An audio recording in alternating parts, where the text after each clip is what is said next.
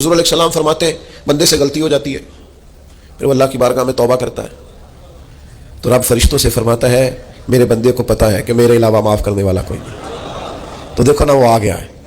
تو فرشتے اپنے مالک کی بات کی طرف متوجہ ہوتے ہیں تو رب فرماتے ہیں گواہ ہو جاؤ میں نے اسے معاف کر دیا ہے۔ حضور فرماتے ہیں اس بندے سے پھر غلطی ہو جاتی ہے،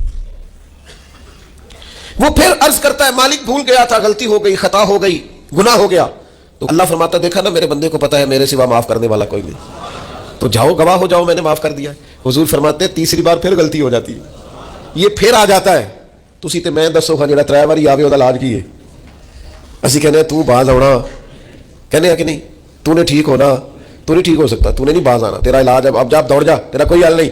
حضور فرماتے ہیں 6 بار آ گیا، تیسری بار آ کے کہتا اللہ معاف کر دے، تو اللہ کہتا پتہ نا میرے بندے کو میرے علاوہ معاف کرنے والا کوئی نہیں، گواہ ہو جاؤ میں نے اسے معاف کر دیا۔ گویا وہ جب جب آتا رہتا ہے رب تب تب اسے معاف فرماتا رہتا ہے، رحمت داد دریا الہی۔ میرے رب قرآن مجید میں فرماتا ہے قل یا عبادی الذین اسرفوا علی انفسہم، اے محبوب فرما دو اے میرے بندو جنہوں نے اپنی جانوں پر ظلم کر لیے ہیں، جنہوں نے گناہ کیے ہیں، رب کی نافرمانی کی ہے، اپنی جان کو دوزخ کا معاذ اللہ سزاوار کر لیا ہے، جنہوں نے اپنی جانوں پہ ظلم کیے ہیں، میرے ان بندوں سے فرما دیں کیا لا تقنطوا من رحمت اللہ، ان سے فرما دیں کہ یہ اپنے اللہ کی رحمت سے نا امید نہ ہو۔ یہ تھی معافی، اور وہ جو میں نے کہا نا ذرا گردن جھکائے اور پھر پیشانی بھی چوم لے، بلا مثال و بلا تشبیہ آگے فرما ان اللہ یغفر الذنوب جميعا، یہ اس ہونے والی اس موجودہ غلطی کی ہی بات نہیں، بے شک اللہ سب گناہوں کو معاف فرما دے گا۔ تو مالک یہ ایک دفعہ ہی ہوگا، یہ آج ہی رحمت آئی ہے، یہ کسی ایک مخصوص وقت ایک مخصوص موقع یا کسی مخصوص تاریخ کے لیے ایسا ہے؟ فرمایا نہیں، انہ هو الغفور الرحیم، اللہ ہے ہی بڑا بخشنے والا رحمت فرمانے والا۔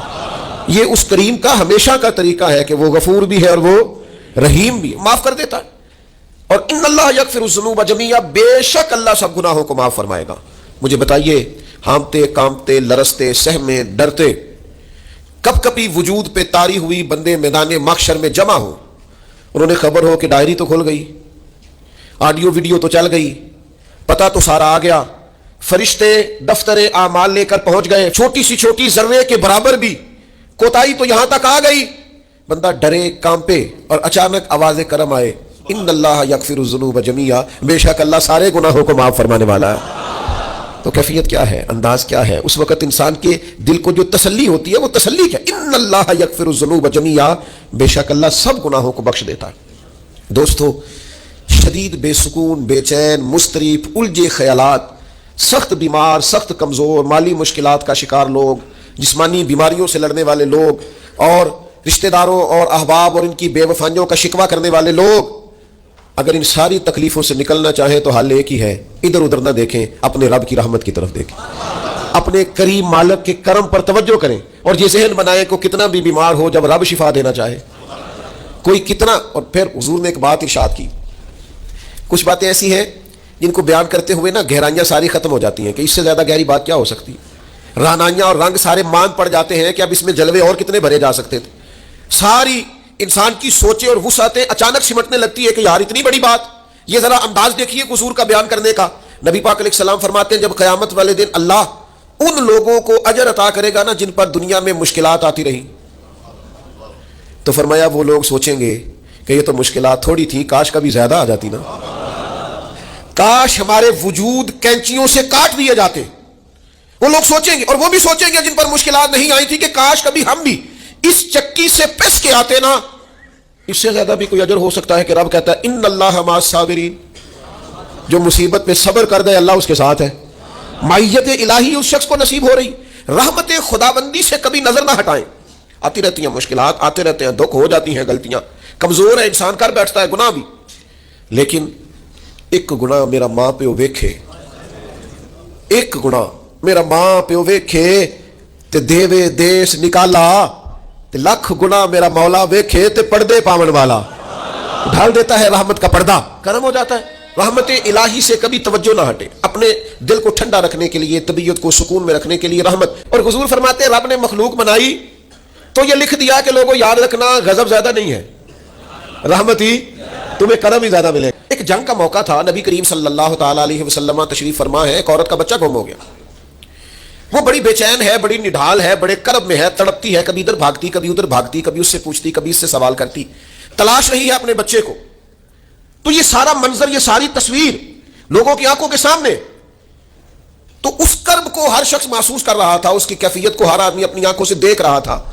اللہ کے حبیب علیہ الصلوۃ والسلام نے اس وقت جب لوہا پورا گرم ہو گیا، ذہن پورے تیار ہو گئے، تو محبوب نے ایک مسئلہ سمجھایا. حضور فرمانے لگے بتاؤ نا، اگر اس خاتون کو اس کا بچہ مل جائے جو اتنی تڑپ رہی ہے، تو کیا اس بچے کو آگ میں ڈال دے گی؟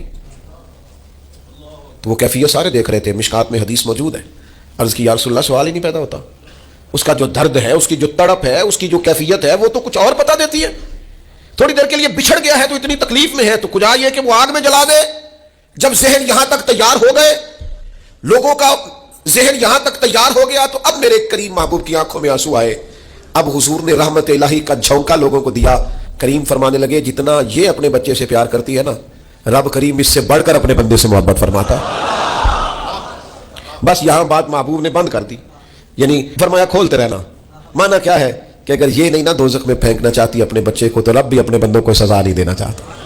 وہ بھی انہیں دوزخ میں جلانا نہیں چاہتا، وہ بھی انہیں سزائیں دینا نہیں چاہتا. بھائیو یاد رکھیے گا اور سمجھیے گا، اپنی توجہ ہر وقت اپنے مالک کے کرم کی طرف رکھیں، ہر وقت اللہ کی عطا کی طرف. یہ جو مایوس لوگ پھرتے ہیں نا، اور مایوس باتیں کرتے ہیں، اور یہ جو کہتے ہیں کہ میں بڑا تھک گیا ہوں اور میں بڑا تنگ آ گیا ہوں اور اب مجھے لگتا ہے کہ یہ چیزیں میرے کنٹرول میں نہیں آئیں گی، اور حضرت میں نے بڑی کوشش کی، جو قدم آگے لے جاتا ہوں وہی میرا پیچھے ہوتا ہے. اور بعض کہتے ہیں جی میرے ساتھ ہی ایسا کیوں ہوتا ہے، آخر میں ہی ساری زندگی اس طرح کیوں ہوں، فلان جگہ بھی ناکام ہوا، فلان جگہ بھی. او میرے بھائی، جس طرح کا انسان گمان کرتا ہے، رب بھی اسی طرح کا معاملہ فرماتا ہے.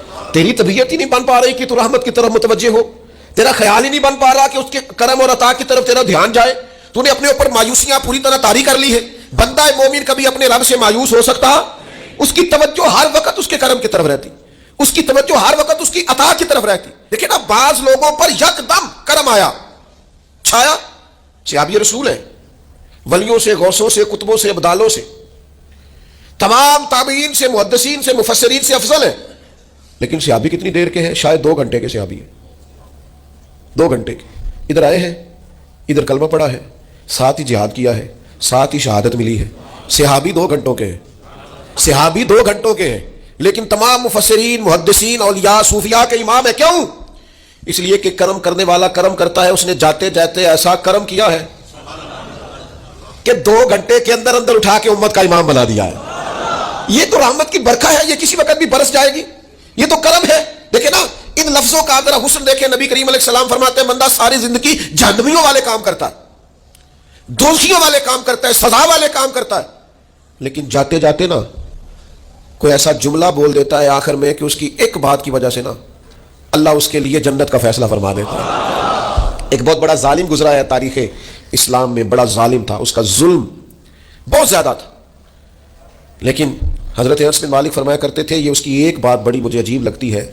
اس نے آخر میں ایک جملہ کہا تھا، ظالم بڑا تھا، اس نے آخر میں ایک جملہ کہا تھا. اس نے کہا تھا مالک میں نے ظلم کیے پر میں شرمندہ بڑا ہوں، اور یہ لوگ مجھ سے کہتے ہیں کہ میرے گناہ تیری رحمت سے زیادہ ہیں. مجھے بتا میرے گناہ تیرے کرم سے زیادہ تو نہیں؟ حضرت انس بن مالک فرماتے ہیں اس کی بات سن کر میرے دل کو چوٹ لگی. مجھے یوں لگا اس نے منا لینا ہے رب کے کرم کو.